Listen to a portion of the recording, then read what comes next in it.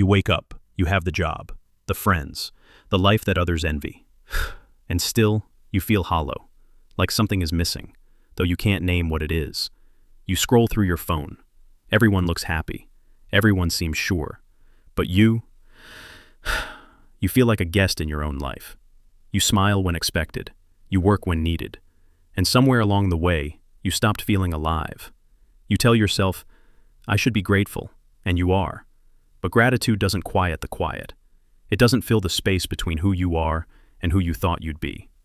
That feeling, that emptiness, isn't failure, it's feedback, a signal from the deeper part of you that something isn't aligned. See, the world taught you that happiness comes from more money, more status, more followers. But psychology and Stoicism teach the opposite.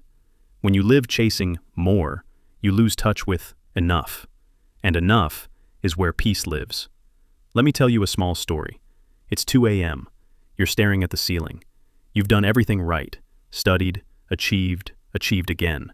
And yet, your mind keeps whispering, is this it? That whisper is the soul's quiet rebellion against a life that looks full but feels empty. Because somewhere inside, you've mistaken achievement for alignment. You've chased validation instead of meaning. You've confused being busy with being alive. That's why the emptiness stays, because it's not a problem of success, it's a problem of self-connection. Psychology calls it the pleasure trap, the endless loop of chasing tiny dopamine hits, likes, notifications, new goals, new toys. Each one gives you a spark, then leaves you colder than before. Stoicism calls it the illusion of externals, believing peace lives outside you. But everything external is unstable, and the moment you tie your worth to unstable things, you become unstable too. So, what do? You slow down. You breathe. You look inward. First, name the emptiness. Don't run from it. Don't numb it with distractions. Ask it what it's trying to teach you. Because emptiness often means one thing. You've been living too far from your truth. Second, replace chasing with choosing. Choose moments over metrics. Choose purpose over performance. Choose depth over display. Because you can't fill a life with noise and expect to hear your soul.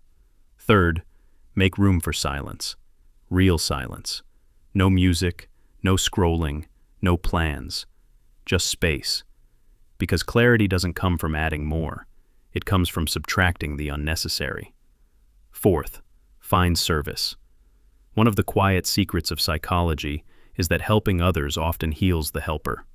Meaning isn't built from comfort. It's built from contribution. And contribution creates connection, the antidote to emptiness. Finally, remember, emotions aren't instructions. Feeling empty doesn't mean you are lost. It means your soul is asking for attention, not another distraction. Every time you feel hollow, you have two choices: to escape or to explore. One keeps the void alive, the other turns it into light. So, breathe. Let go of who you thought you needed to be. Reconnect with the small things that used to make you feel human.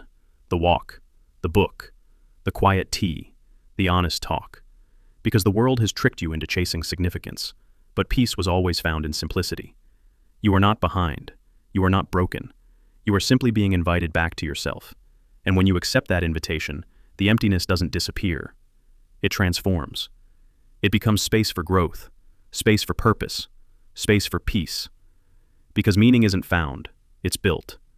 Brick by quiet brick, action by honest action. And the moment you start building from within, the emptiness finally has something to hold.